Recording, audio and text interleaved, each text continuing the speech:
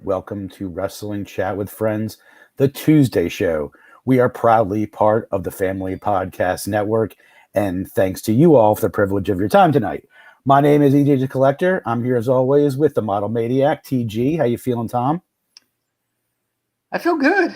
I feel good. It's been a couple of weeks. There's a lot going on, but we'll have plenty of time to talk about it. We did take off last week, and since we gathered here last, there was a couple of SmackDowns, a couple of Raws, and a premium live event. We are on the road to WrestleMania, and we're going to talk all about it every week, every Tuesday on Wrestling Chat with Friends. Follow us on Facebook, Wrestling Chat with Friends, the group page. Follow us on Twitter at WCWF Pod. All of our past podcasts are also on Apple and Spotify, wherever you get your podcast from. Okay, well, we're a couple of weeks out of Elimination Chamber, and we didn't really get to talk about it. So do you have any highlights? You want to put a postscript on anything from Elimination Chamber, or some storylines have fleshed out? This is kind of like the silly season of WWE, kind of in between the last pay-per-view and WrestleMania. WrestleMania typically kicks off like a new year. It's their biggest event. So, we're going to get a few weeks of like just sort of building the storylines. But coming out of Elimination Chamber, any particular thoughts about what progressed and where we're going from there? Well, I think I'm not going to delve into all the specifics from the show because obviously now that we're a couple weeks out, everybody knows what happened and all that. I think one kind of big picture takeaway I had from that show, which I thought was a good show, is I thought it was too. Yeah, I thought in particular from a wrestling standpoint, I thought that the men's elimination chamber match was really good, and I think from a storytelling standpoint, the main event, as expected, was very strong. But one big picture kind of point that now that we have several months of the Triple H era and several premium live events under his belt, there's a really interesting pattern developing, which is the shows are very good. They are also very predictable. And this is something that we've referenced a little bit in the past, and now it's becoming even more obvious because, for example, not only did we correctly predict both Royal Rumble winners, we correctly predicted the Elimination Chamber winners, we correctly predicted what was going to happen in the main event of Elimination Chamber. And again, it's all well executed. And of course, the Bloodline storyline is phenomenal. But at a certain point, I think to really to maximize the potential of all of the good things that Triple H is doing, I do think there needs to be a little more, I don't want to say chaos, but a little more unpredictable sort of nature to some of what happens. Obviously, is that a new phenomenon? I felt like anyone who's sort of really in the know or even talks about it in the media like we try to do, hasn't it always been somewhat predictable to the point of not interested? This is actually at least interesting. Somewhat predictable, yes, but I would argue that pre Triple H, for better or for worse, there was a little more of again, the double-edged sword of, hey, we're going to tear the show up at 2 p.m. on show day, is that there's going to be stuff that happens where you're just like, wow, I didn't see that coming. Here's the difference. You're absolutely right that people who follow this closely can often, if not always, make educated guesses about where the lines and trajectories seem to be going. I think the difference now is a year ago or 2 years ago, I certainly would have had like a favorite, but I wouldn't have been sure. And the last few of these, I've been like, I'm pretty sure I know. I will be shocked if X doesn't happen. That's the difference. And again, WrestleMania is a big opportunity to change that, and maybe that'll be the case. I do think I will say that the main event of WrestleMania is, I think, at the moment, unpredictable. I may feel differently in 3 weeks, but right now, I do think there's definitely some doubt, at least in my mind, about exactly what's going to happen. So yes, but anyway. It was a very good show. Elimination Chamber was very good. It's just that this has started to become kind of a theme where it's like, I probably could have guessed with 90 to 100% accuracy going into a show what was going to happen. And for now, that's okay. But over the long haul, that could potentially be a problem if it doesn't change. Well, we sort of told ourselves before we went on the air in our group chat that we were going to go a little bloodline light this week because over the next couple of weeks, it's going to be probably the main topic as we hear more from Kevin Owens and hear more from Sami Zayn and see the Usos fleshed out and see where everything inevitably falls for WrestleMania, which is only like 30-something days away. So we'll be bloodline heavy. So let's kind of go off topic on a couple other things. You just spoke about a lack of chaos, perhaps. I know you're not talking about a retribution type invasion. Yes. I understand that. One story over the last year since Triple H's return that everyone thought was going to deliver chaos, and I have been one of the final positive holdouts to chaos ensuing with young Bray Wyatt. The way he came in a few months ago, it seems like it's been a long time now. The reaction he had was bordering on legendary. We knew he was going to deliver something weird. I think we kind of knew early this was not going to be a traditional wrestling character. You and Mark jumped off the boat 5 weeks ago, at least 5-6 weeks ago, because it wasn't going anywhere. It was rambling. Well, those things and elements of that have continued, and we saw what appeared to be basically teasing their WrestleMania match Monday after Bobby Lashley defeated Elias. Bray was back doing the Muscle Man dance, insulting Lashley, then got scary for a second. You saw it. Uncle Howdy showed up. There's going to be some confrontation with them. But when I saw that last night, and I kind of was like, all right, this is a nut. I expected it, didn't expect it. It didn't give me the hairs standing up on my arm. And I think I might be yanking that brake to get off this bus. Bray's not going anywhere. It goes over with the crowd every week, which I think is what's sort of clouding this a little bit, is that he's still very, very over. People, me included, are probably have been a little brainwashed by this obviously creative mind. But are we going to see some dramatic turn at WrestleMania, which takes a story and revives it, or what's going on? Because now I think it's on life support too. Help me out. Well, or am I right? Yeah. I don't think you're going to get a lot of help from me. You might get a shovel full of dirt on the grave of this story. I mean, I think, I mean, maybe there's such a thing as being too creative for your own good. Because at a certain point, it's just like, again, I said this 2 weeks after it debuted. I said, there's a fine line between mysterious, which is good, and confusing, which is bad. And you have to at least give the audience enough of a hint of where you're going or where you might go, that you can pull some kind of semblance of sense from this. Well, the Uncle Howdy thing was sort of that. Like, there's now some other mysterious leader. Right. Initially. But what do we know? He kind of randomly targeted LA Knight. Okay, some of that was interesting. Can't land an elbow drop to save his life. Now seems pointless. Yep. Because they moved on from that. And LA Knight just kind of, just random. I mean, not randomly, but just sort of uneventfully lost a match to Kofi Kingston on SmackDown. Fine. But what's going on with LA Knight? Now, Bray moves on to Bobby Lashley. Why? Don't know. What's his beef with Lashley? Don't know. In fact, it's so random that he didn't really even single Lashley out. He said, whoever wins this match, I've got next. Okay. Yeah. What's his motivation? What is this about? Why is he taking on somebody from Raw? Do any of us understand any of it? Again, I'm not saying they have to spell everything out. Mystery is good, but at a certain point, it seems like already, just within the finite timeline of this re-debut and character trajectory, that we've seen like 3 or 4 different pivots, and not so. Again, I know the Bloodline storyline is the gold standard.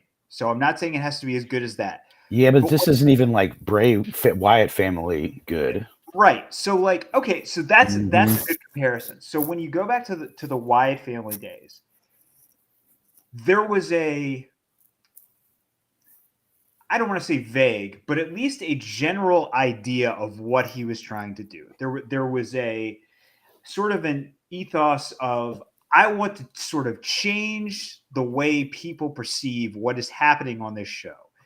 These people are phonies, they're liars, you can trust me. I am, a cult leader type thing. And it's like, okay, we get it. We don't need it all spelled out, but we get it. We get what you're doing. Now it's like he comes back and he's like, I want to be real with you, but then there's this other guy that we think is part of his personality. But no, it's another guy. And now we're going to wrestle this dude, but now they're done with that. So again, to kind of compare to the Bloodline, every time that the Bloodline has pivoted, it's been in a way where you're like, and in contrast to what I just said a minute ago about a lot of this stuff being very predictable, the Bloodline is like, oh, interesting. I hadn't fully anticipated that. And just when I think the storyline is kind of slowing down or coming to a natural end, they find another gear and another direction to go to. The Wyatt stuff is the opposite of that. And I think that at a certain point, it's no longer sustainable. And here's really I think the big problem that they're going to have with Bray Wyatt the longer this goes on. With other guys, when creative has nothing for them or they're not involved in a big angle, you could do stuff with them because a lot of what makes them great is what they do in the ring. So to use an easy example, Ricochet, as I've said before, I think he is as talented a high flyer as I've ever seen. So yes, I would love to see him in a good storyline or whatever, but even when you don't have a good storyline for him, you can throw him out there and do great stuff. Chad Gable on Monday Night Raw has a really good match with Cody Rhodes. We know Chad Gable is not a guy that they're really pushing, but he's such a talented, legitimate athlete. He can go in there and work a great match. And of course, Cody's very good too in the ring, etc. Dolph Ziggler, another one. Dolph Ziggler, perfect. Dolph Ziggler. You can take a Dolph Ziggler. He can be in no storylines. You can throw him in NXT to have a short run as a title holder. You can do so many different things. Bray Wyatt, you have to have a good story. And the good side of that is the ceiling for a good Bray Wyatt story, because of his creativity, is really high. It's higher than a Ricochet, all due respect to Ricochet, it's higher than a Ricochet or Chad Gable or whatever.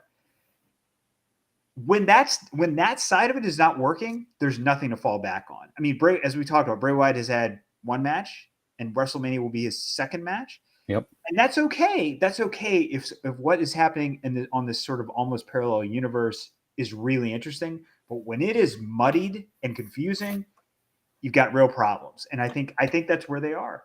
Since we don't know why Bray picked Lashley and we don't know what's going on, and this story needs some type of finality or turn to ascend it back into our consciousness, would it be smart to have a cinematic match at WrestleMania with those two instead of your traditional, they come down, they ring the bell, they circle each other, they lock up, especially with Bray?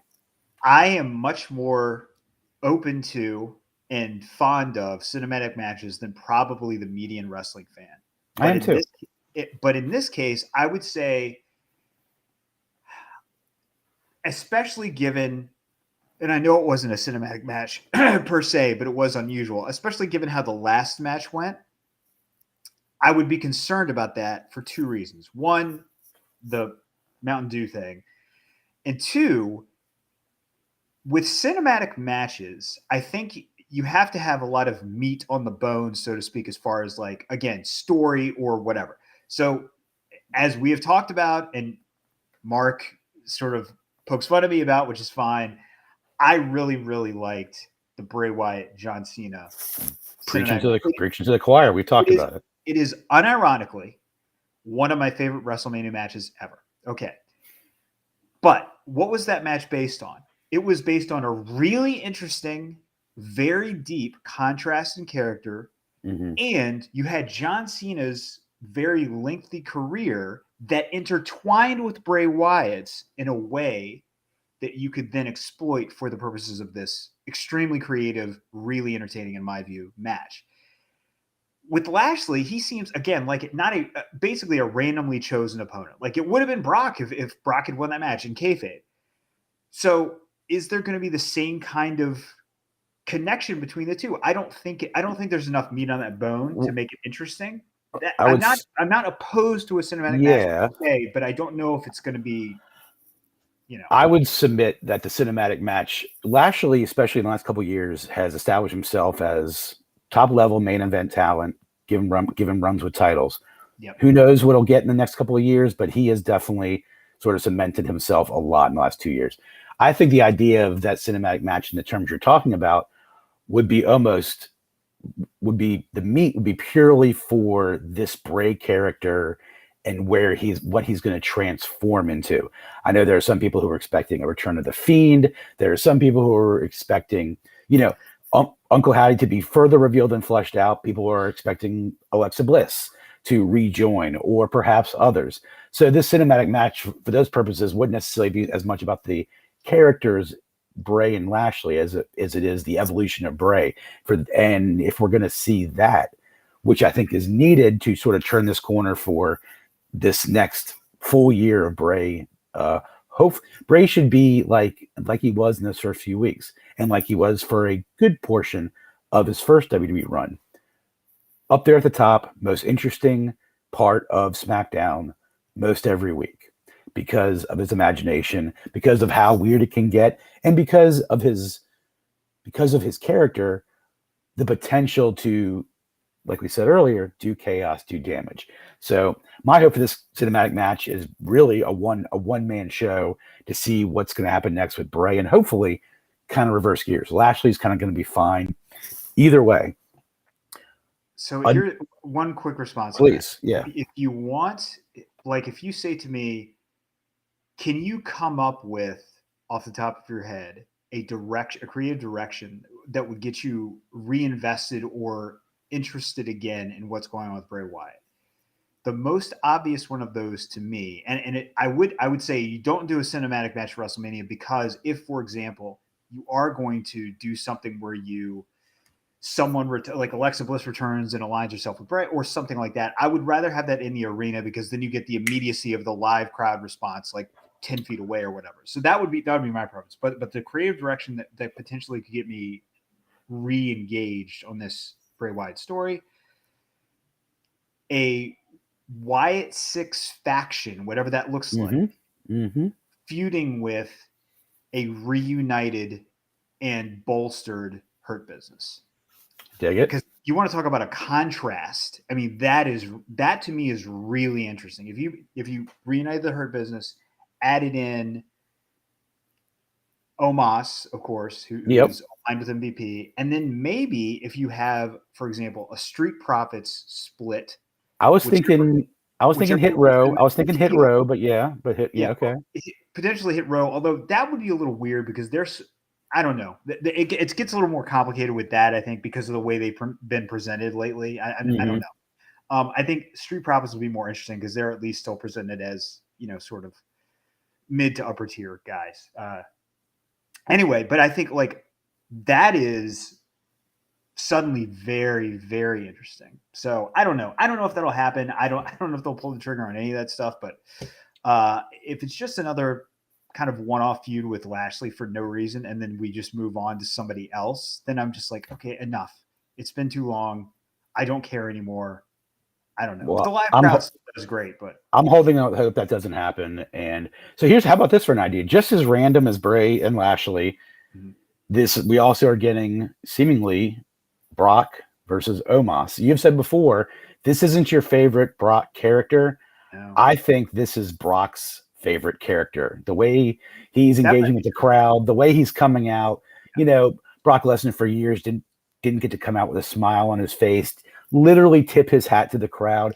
Brock's slapping hands as he's going down the aisle, shaking hands, kissing babies, putting his cowboy hat on babies and snatching it back off. He's laughing while he's being confronted by MVP, but seemingly the match is set. Brock versus Omos. Wouldn't you rather just see in the next few weeks they somehow pull the ripcord and we get Bray versus Lashley versus Omos versus Brock in a Monsters Ball match? I saw that on Twitter somewhere.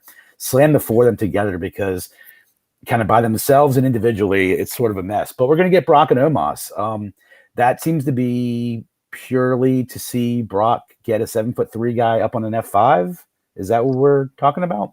I've thought about this, and I've thought about what could be the behind the scenes thought around this match. And I say Okay, this behind the scenes, who's in that room? Just Triple H, or is Vince in that room? This has Vince's fingerprints all over it. I don't think so. I don't think probably Vince, not. I think Vince is offering suggestions probably on the main event, and that's probably it at this point. Hey, son, let me book one or two. Let me book 1 or 2 matches. Hey, Paul. Okay, Dad, 1 or 2 matches. All right, give me Omos and Brock, and give me Bray and Lashley. Fine. I don't know. I don't think Vince is interested in Bray at all. You're probably right. But anyway, you're probably right. So the thing that's confusing to me about this is I don't think, like in the scenario, for example, you just described, where you have those 4 guys somehow in a 4-way match. Look at. There's clearly an odd man out in that group. You just said it. I mean, Lashley has been a main event guy, world champion. Brock, of course, resume speaks for itself. And then you have Bray Wyatt, who again was, of all the people that have been brought back, certainly in terms of fan intrigue and interest, Bray was at the top of that list and is sort of a unique figure in wrestling. Yep. So with those 2 guys, you have Omos, who has really, I mean, he's very limited in what he can do. One match on TV in the last 3 months. Right. He has not been built to a point where he seems like a credible opponent for Brock, or not even credible, like from a kayfabe standpoint, which of course that's part of it, but also like where it would make sense for if Brock, for example, were going to put him over, like, doesn't that seem like kind of a waste, given that Omos has not really been presented much on TV as somebody who is in that picture? So I don't get it. Unless, I mean, one thought I had, there's kind of 2 possibilities, I think, barring some kind of like, oh, it's part of a bigger story where the Hurt Business come back together and Omos is part of it or something like that. But if this really is a standalone match, there's 2 possibilities. One, it's a match being used to reestablish Brock as sort of a dominant potential main event player. Again, I don't know what that means down the road. It's going to depend on what happens in the main event of the show, but maybe that's part of it. Maybe he wins in 3 minutes or something against Omos in impressive fashion. They have some big moves at the beginning. Brock wins F5. Everybody oohs and ahs because he gets this gigantic man up on the F5. The other scenario, I think, which I hope this is not what they're doing, is they're like, we really, really believe in Omos, but he needs a big win. And they let him beat Brock because Brock at this point is, like you said, I think he's just having fun. And he's like, look, they pay me a bunch of money. I'll come show up and do whatever they want for, 5 shows a year or whatever it is. I think that's a possibility, but that would be a weird choice. I think they would be if they're going to do that, something like that, I think you'd be much better off picking someone else to be, that person who, topples Brock, who's like an up and comer. Like even somebody like, I mean, so for me, if you didn't have the Intercontinental title in the picture, Gunther would be the guy that I would do it with. And I say this as a big Brock fan, but like Gunther obviously is legit. He's interesting, unique. That match I think is really, and they teased it at Royal Rumble too. I mean that, so maybe they're saving that. Maybe they're saving that for SummerSlam, perhaps. So this brings me back to my original point, which is I think they are saving that. And if they are, you can't have a Moscow over Brock. I mean, it doesn't make sense for any number of reasons, but that would be one. So you reestablish Brock as dominant by him beating Omos and whatever. And then come SummerSlam, it's like, oh, now Gunther and Brock becomes even more intriguing because Brock is, back being Brock again, not losing DQs to Lashley. So go ahead. Would that symbolize that they're not realistically going to look at Omos as someone who is going to continue to improve and eventually become a Braun Strowman type guy who could run with a world title, and he'll just become this enforcer, because if you're gonna have Brock squash him, then he's just going to continue to be exposed for for his limitations, and everyone will walk away thinking that. I think the strongest comparator to him would be like the Great Khali, who of course did have a short run as the world heavyweight champion. Right. But I see him more like that, like a guy who's he's a special attraction. He would be a great fit as an enforcer for a reunited Hurt Business. I mean, great, because he wouldn't have to win a bunch of matches, but he would be involved in main event storylines and stuff like that. I think that's his max upside, is something like that. I just don't. He's been how it's hard for me to keep track, because I always say this, but the pandemic sort of screwed up my sense of chronology. How long has he been on the main roster? I mean, it's been since Raw Underground. Well, since Raw Underground is when he was making those appearances. Never really got physical too many times, maybe once or twice. But no, he was Shane's enforcer. Then he was off TV for a while, and then kind of reemerged somewhere. But yeah, that heavyweight, those couple of heavyweight clashes, Bray and Lashley, Omos and Brock, maybe we'll get a little bit more fleshed out over the next few weeks to see where those go. But those are two matches which seemingly have been like confirmed for WrestleMania. Another one is Rollins and Paul, which I guess will confirm on Friday. Who's still kind of left out right now? Who are some top names that are left out? Well, The Miz was announced as host. Yeah. That's kind of cool. Good role for him. Yeah. Oh, agreed. He'll make it good. Theory and Cena is being teased. I guess in Boston when Cena makes his return, that will get fleshed out. That's another suspected match. From the female side, we know the two title matches. One that may have come in further into focus was last night. TV doesn't always get title changes. It happens every once in a while, so we're lucky when we get to see it. There was a title change. A month before WrestleMania, they had taken the belts off Damage Control. The tag team titles were won last night by Becky Lynch and a returning Lita. I think I've told you this. You know that Lita's like kind of my favorite all-time female talent. I'm going to put the over-under on number of times you have mentioned it on the show at like 4.5. Oh, so over that for sure. One of the reasons why, which maybe is a story I haven't told, is Lita lived in Richmond, Virginia for a short period of time in the late 90s. Did you know that? No, I knew Mickie James is from here. She went to Patrick Henry. Lita took a few classes at VCU, I believe.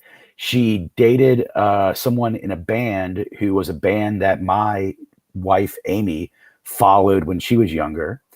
Amy knew the members of this to be unnamed band. And on a couple of occasions when Lita was out of town with the band or on the road with WWE in her early years, my wife, Amy, dog sat for Lita's dogs. There you go. And this is reminding me of Lita was also I didn't. It's weird. I had forgotten this, but now that you mentioned it, I actually did know that. Like, not the specifics you just talked about, but I knew she was around here. Yeah, she was a gator in the gator costume for the Renegades for a short period of time. Also. Really? Yep. I've heard all these stories second and third hand. So, Lita, please come on the show and fact check us. That'd be great. I think most of those are correct. We have a Facebook user saying Diana Louise. Who is Diana Louise? I think that's is that not the name of the person? I don't know. No, I don't know that name. Anyway, clarify that for us. Maybe that's just who is watching in. Diana Louise. Welcome, Diana Louise. Okay, so Lita, years removed from active duty, who's come back in the last few months, is now one half of the tag team champions with Big Time Bex. I guess unexpected. What was unexpected is that we did see the eventual, finally, after teasing it for a few weeks, the return of Trish Stratus, who came out, attacked Bayley, seemingly set something up for WrestleMania, but we got two Hall of Famers back in the mix atop the women's division. What do you think about that? I wasn't expecting the title switch, but I think that given the fact that the women's tag team titles. They hadn't really done much with them in the last few months. I think it at least kickstarts interest around the titles again. I mean, it's a big deal. Of course, Lita is sort of a Hall of Famer type. That's cool, but I think it's actually more significant that Becky Lynch is one of the two holders, because she's obviously still a very current top star who will still be an active member of the on the roster, beyond WrestleMania. Lita and Trish will probably be done. I think the other thing that's interesting to me about this is I think it brings us, because of the way the storyline evolved around the match, like how the match came to be, Bayley accepting on behalf of her presumably protege's Damage Control. Mm-hmm. And then they lost the titles. I think that brings us one step closer to what I would have been talking about for a long time, which is I think Bayley eventually needs to get back to being a face. I don't think that'll happen until after WrestleMania, but I think that's where we're headed. So I think this is a positive development for everybody involved. Is there a chance that either Trish or Lita has returned, and when Bayley does get inevitably kicked out of Damage Control, that it's because of one of those two who will turn heel? And is there a chance Trish Stratus turns heel to lead a faction again? If either one of them are trying to get back even more than just occasionally, I don't know, but I've heard a little bit of chatter that some of Trish's tweets, Instagram posts have made a little bit of a lawrence to maybe a darker character, a possible heel turn for Trish. I don't know.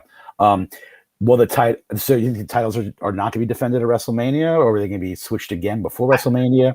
We're going to get three. We're going to get 3-on-3, obviously. So the question around that is, how do you get the title off of Lita? Presumably, Lita's not sticking around, so you have to get the title off her at some point. I think she looks like she could still go, though, for sure. I think that it's definitely 3-on-3 at WrestleMania, and I think what probably happens, there's a bunch of different ways you can go, but I think what probably happens is Damage Control at some point, whether it's the night after WrestleMania or it's leading up to WrestleMania and they're the champs going in to this 3-on-3 match, mm-hmm. They win the titles back, and then they turn on Bayley and say, see, we didn't need you. You cost us the titles. We won them back on our own. Get out of here. It gets the titles. It gets the titles back on Damage Control, and Damage Control at that point, I think there's more shine on the titles because of who had just held them and who they've been feuding with. That elevates them, elevates Damage Control, and then also it sets up Bayley, I think, for the next phase of her career, for probably to be a face for hopefully long term, but we'll see. The team will open up Bayley to start a singles feud, or it seems Bayley and Becky could reunite into a tag team and feud with Damage Control. Any of those possibilities are there, and WWE will try to exploit them all. Okay, next topic. A recent wrestling poll named Maximum Male Models the worst gimmick of the last year. It beat out things like Uncle Howdy. It beat out I can't remember the others, but that's a prestigious honor. How do you think Maxine and Massey and Mike Mansois are celebrating tonight? Okay, this is not a lot gets me fired up, but this is ridiculous. This is ridiculous. This is people who don't like a particular gimmick. First of all, hey, they're heels, so mission accomplished. A. Mm-hmm. B, this is an objectively good gimmick. It is a fully formed concept that has been executed well. I understand they're jobbers. I get it. But they're doing it well. You understand what their characters are. And by the way, you were able to understand the character without them getting a ton of, excluding YouTube content, without them getting a ton of mic time on the show. It checks every box. It's a good heel gimmick. It's clear to an audience, sound on or off. Mm-hmm. And I think it's funny, that it's amusing. So to say this is the worst gimmick when there are gimmicks out there that are obviously what talked about it before. Confusing is bad. There's nothing confusing about Maximum Male Models. You get it. It makes sense. You understand the concept. And I think especially Mansois is really, really committed to this bit, and he does a fantastic job with it. So anyway, what's a faction or what's a gimmick worse, present or past, off the top of your head that you can name? Oh God, past? I mean, come on. There's a million in the past. Spirit Squad, better or worse? See, again, I think Spirit Squad is a good idea. I'm not anti-Spirit Squad. I would say, oh God, what's a recent example of a gimmick that I think is bad? Max Dupree leading the Maximum Male Models, or was it good too? I think he's a good. I think LA Knight is a good performer, and his talent it wasn't the best fit for him. His current character is a better fit for him, but he again executed it well. I think I'll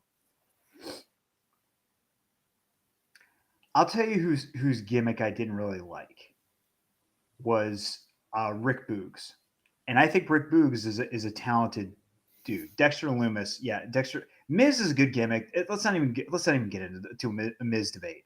Miz is good at that role as a a how can I put this? A chicken-esque Hollywood heel. He's great at that. Johnny Gargano, like that's like a, put it this way. If you showed somebody Maximum Male Models for 10 seconds on TV, they would be able to tell you what their gimmick is. If you showed them Johnny Gargano for 20 minutes, you'd be like, I mean, he's a wrestler. That's his gimmick. The Gargano Miz Lumis storyline may have been bad, but we're talking about bad gimmicks / that was terrible. Bad characters. That was a really bad storyline. But the reason Rick Boogs I think was a bad gimmick, I think he's actually a pretty good performer. He's obviously charismatic. He's good on the mic. But his whole gimmick was, I'm the guy who introduces Shinsuke Nakamura.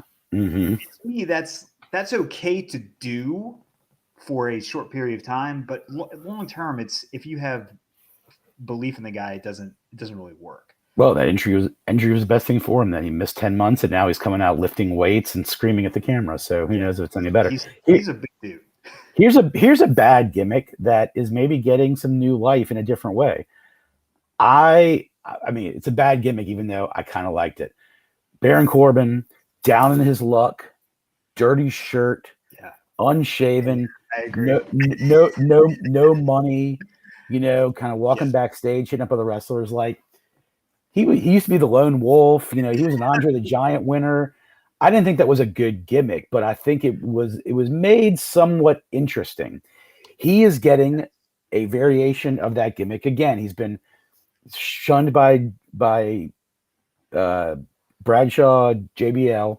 He's on his own now. He's lost some matches. He's down on his luck. He doesn't seem to have money problems. Seems to come out of this okay. But every time he wants to speak his piece, they give him the TV time, but they get interrupted. They got to cut his segment short. It's happened a few times now. It's, again, interesting. Not interesting for the best reasons, and it makes him look a little silly, but it's something that is now people are remembering, and they expect to see it now. And now it's about how funny can the interruption be, and it's going to work. And it's one of the things that keeps Corbin, among a lot of things, probably because he's super talented, around, because another one of those guys who can make chicken salad out of chicken ass. We talked earlier, and we have a difference of opinion on that, which is fine. But we talked earlier about what's the best version of Brock Lesnar.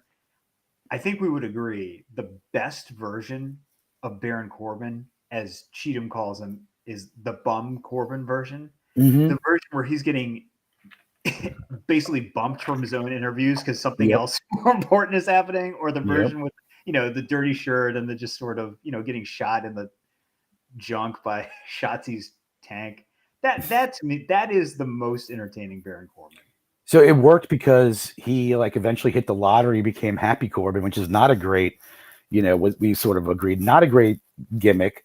But it didn't have legs. I was okay with it at the beginning. I thought it was actually pretty funny for the first couple of weeks. But then when Madcap Moss got involved, there's a bad gimmick. Madcap Moss, that's a bad gimmick. Agreed. What's going to pull Corbin out this time? Who's he going to get rescued by? How's his luck going to turn?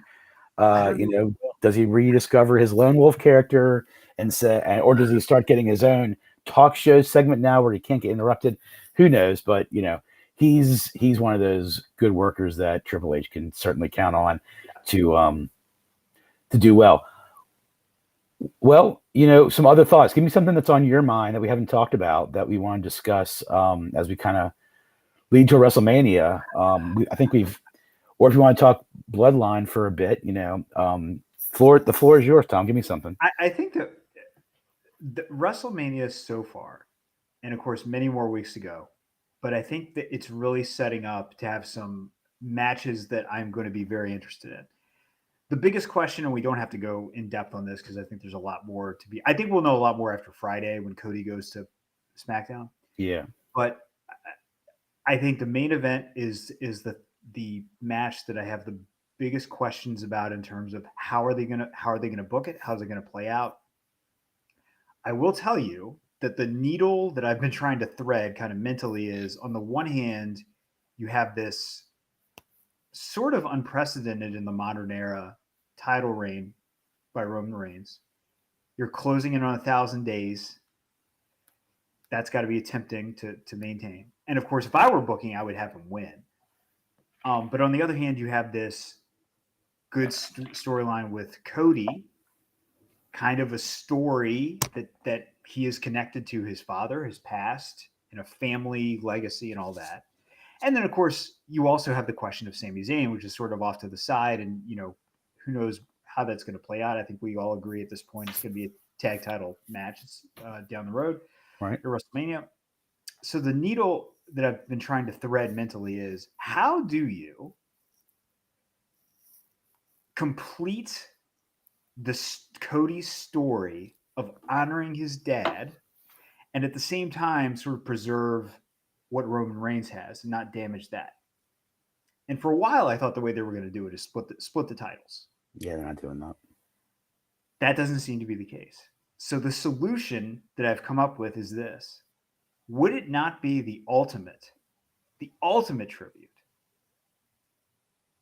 if Cody pins Roman and then the decision is reversed in a dusty finish? That came to my head as you began describing it, and I saw where you're going with it.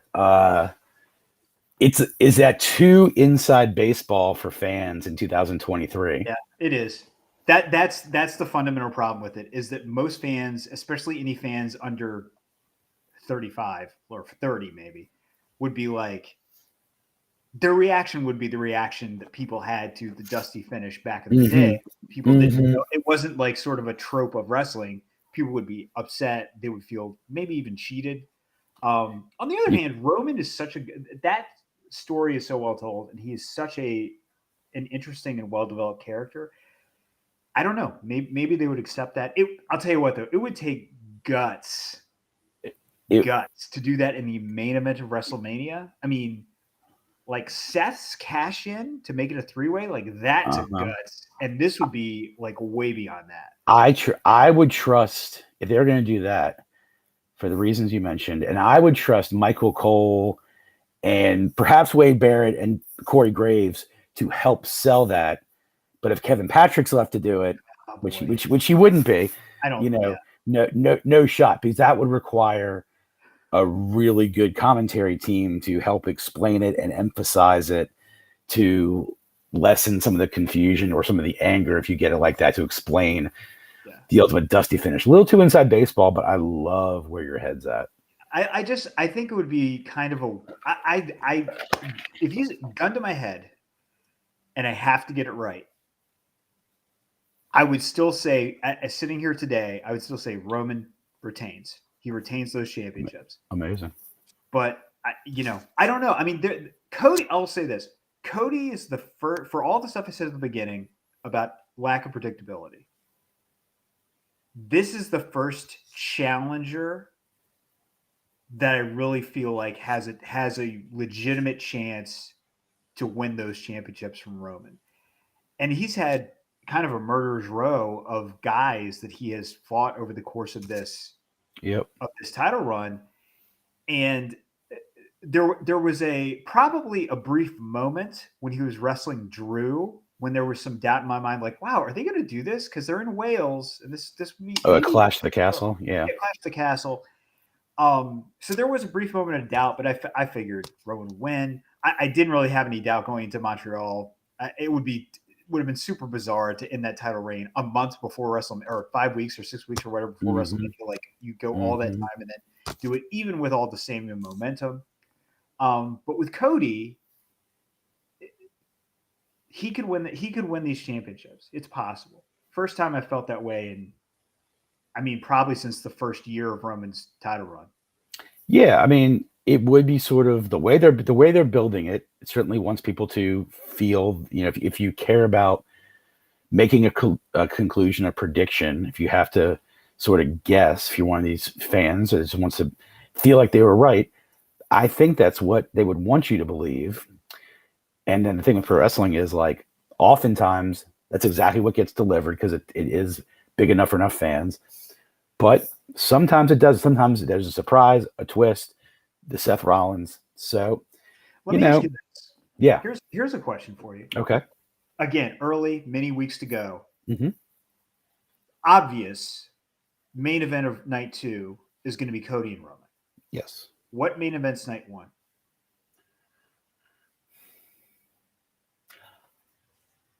I think if you're looking to have a match that is as close to the hype, to be equal of, if Roman and Cody didn't exist, what will be your night 2 closer? If you want that to be your night 1 closer and not some double bill on night 2, then I think your night 1 closer is Rhea and Charlotte. Interesting. Okay. I think the feature, the double hit feature night 2 is Bianca and Asuka, perhaps. Right now your 4 big matches appear to be, in my opinion, are the 2 women's matches, Roman and Cody, and Seth and Logan Paul. Now they'll probably split up the Usos match with Sammy and Kevin, I guess. So, I think it's going to be which are you going to double up with Cody? Wait, you're going to double up with Seth and Logan and the Usos, or are you going to double up with either Usos with their cousin or Seth and Roman on the same? So I would see the Charlotte Rhea night 1, Asuka and Bianca night 2, preceding Roman and Cody. Logan and Seth is definitely going to be an opener too, an opener of night 1, sort of big one to feature off. Let Logan get his match out of the way, get back to his podcast empire or whatever. But yeah, I think you feature a women's match just for a lot of reasons, because you want to make it feel important, and because I think you very well may be crowning a new women's champion in Rhea Ripley. She's sort of getting there. I think you're going to crown 2 new champions, quite honestly, if I'm predicting right now for WrestleMania for the women. So, what's your guess? The first thing that came to mind, Omos and Brock. Well, real quick on that. What's interesting about Brock now is, and I think he's fine with this, but his position on the card is he was treated since he came back. Mm-hmm. He's been treated, I think rightfully so, as like he is a main event guy. So he was either in the main event or he was opening WrestleMania, but nothing in between. Yeah. And the last couple of shows, like Elimination Chamber and this show, like he was the second match on the card, Elimination Chamber, and certainly his battle with Omos will be somewhere just random in the middle. I'm wondering kind of what the long-term plan is for him. To go back to what I was saying before, it's like I'm not really clear on where the Triple H regime sees Brock at this point. So anyway, the first thing that came to mind when I was thinking about main event night 1 was the tag title match with Sammy, Kevin against the Usos. But there's also something to be said for, like you said, putting maybe Rhea and Charlotte main event night one, or Bianca and Asuka. Although I think Rhea and Charlotte, I think more likely, just because I think that is a probable title change. Whereas Asuka and Bianca, I would say Bianca's probably the favorite to win Okay. there. Not Yep. not out of the question. She could lose, but I'd say Bianca's the favorite. Um, but I think the question about what where you put that tag title match on the card really depends on what kind of story you want to tell. Because there's a way you could tell a really great story. My opinion is the best WWE pay per views that I've seen in like the modern era are the ones where they have really interesting stories, even though it's a pay per view, that kind of thread through the night, and like backstage segments and matches that sort of play off of one another or have like a continuity to them. And so I could see a night two where you open with that tag match, but it obviously affects other things. Maybe the Usos lose the titles, and you see have a backstage segment where Roman is Mm-hmm. mad, or maybe you don't see Roman until the main event to keep it kind of behind the scenes, but you see Heyman or something or whatever. Right. So I think that's a way to go. That's probably, I would say, more likely, just from the standpoint of, like you said, they probably want to put one of the women's matches in the main event slot for night one. Um, the Yeah, only having the bloodline sort of main event both nights, it's there's risk and reward with that, but I think there's too much risk. You don't want to make it seem like this is a bloodline WrestleMania. You want to, it's still, even though it's pretty much is gonna, it kind of is. Anything else is it remotely? I mean, look, I think a lot of what WWE is doing now is interesting, but the bloodline is just such a once in a generation type story that maybe you can consider it. I think it's more likely though you go opener and then main event on night two. Here's the challenge that creates though. Let's say for the sake of this conversation that you do have the Rhea Ripley Charlotte match main event night one. So now you've got the Raw Women's Championship match. Where do you put that? I mean, that it's kind of awkward to have. I mean, Bianca is obviously, I think right now is their number one female star overall. Do you just kind of cram her in the middle of of night two? Well, I think that's important enough that could be, that's either a show opener, because show openers are big. Yeah, that can either be a show opener, or that can follow, that could precede Roman and Cody co-main event, even though it's wink wink not going to be. But yeah, I don't think you put it in the middle. I think it opens or is the penultimate match on night two, because some would argue penultimate match of night two is as prestigious as anything else. So I mean, I think the main event is in a class by itself. Like the last match of whatever the last match is on the show, I think that's in a class by itself. And that's always been Seth's point, is when he's done out of character interviews about like his dream is to main event WrestleMania. And yes, he interjected himself with the Money in the Bank, but like he wasn't really the advertised main event. His match was with Randy Orton that year, which he lost. Right. So I think that's in a class by itself. I also think, here's a prediction for you. Are we already in the prediction mode for WrestleMania? Well, it's not like picking winners and stuff. It's not that. Right. That'll be much later. What you got? The most entertaining match from not a storytelling standpoint, because that'll be whatever Roman and Cody, that'll be that, or Sammy and Kevin, whatever. That'll be something bloodline storyline. But the most entertaining match from an in-ring perspective is going to be Logan Paul and Seth. 100% agree. Yeah. I mean, for the spots that are going to get done, Logan's going to get to do a curb stomp, on Seth. He's going to get to do another turnbuckle spot onto a table. He might have to eat one of those this time. Yeah, I mean, like I said, Seth Rollins. Everyone knows what Seth Rollins can do.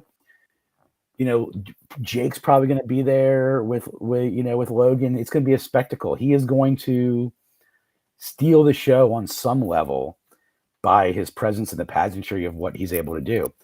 Logan Paul's legit. He's proven most of his doubters wrong so far. he's gone up against the best WWE has to offer. Dom and Ray had on night one. You wouldn't get a big argument from me. All right, close the show on a Dom and Ray take. If you had told me a year ago, if you're a time traveler and you go back to February of 2022 and you said, a year from now, you were going to be, other than the Bloodline storyline, you were going to be as entertained by Dominic Mysterio as anything that's on WWE, I would have been like, get out. Are you kidding me? Like, I want that dude out of the business. I don't even want him on. Like, why is he on the roster? We used Go Home Heat with him not that long ago. I said this in the group chat. Whoever came up with the idea for this current kind of shift in his gimmick, both before the prison stuff, but especially since he's become Prison Dom, deserves a medal. I mean, you took, talk about taking, chicken ass and turning it into chicken salad. This is unbelievable. It is one of the most unlikely things that I have ever seen happen in wrestling, where a guy who is clearly too green, like not great on the mic, he gets the most heat of anybody on Raw. Yeah, definitely, without a doubt. It's just unbelievable. It is unbelievable. Yeah, and I like how they kept him and his father away from each other for so long, and now it's gonna happen. Yep, we knew it was gonna happen. Yep. Over the next couple of weeks, we'll be here on Tuesdays talking about the lead up to WrestleMania. One thing we forgot when we talk about the matches, now we have also Edge and Finn Balor. That's in the mix too. So yeah, and we still haven't gotten finality on Gunther and Drew and maybe Sheamus. Yeah, not sure what's going on there. I mean, obviously doesn't need a lot of build, to be honest. Just needs one SmackDown the next 2 weeks to sort of lock that in. Yeah. So it's shaping up to be a really interesting card, and as each week goes by until WrestleMania, we'll talk about the comings and goings. We'll talk about what's been announced. So, stay with us the next few weeks. Join our group on Twitter at WCWF Pod. Join our group on Facebook, Wrestling Chat with Friends. Join our YouTube page, Wrestling Chat with Friends. These shows go out live, and all the shows we've done in the past are there, as well as on Apple and Spotify. Thanks to our producer, Cheats. Thanks to the Family Podcast Network. We're tapping out because we're done for this week. See you guys next Tuesday. Thanks for joining us. Take care.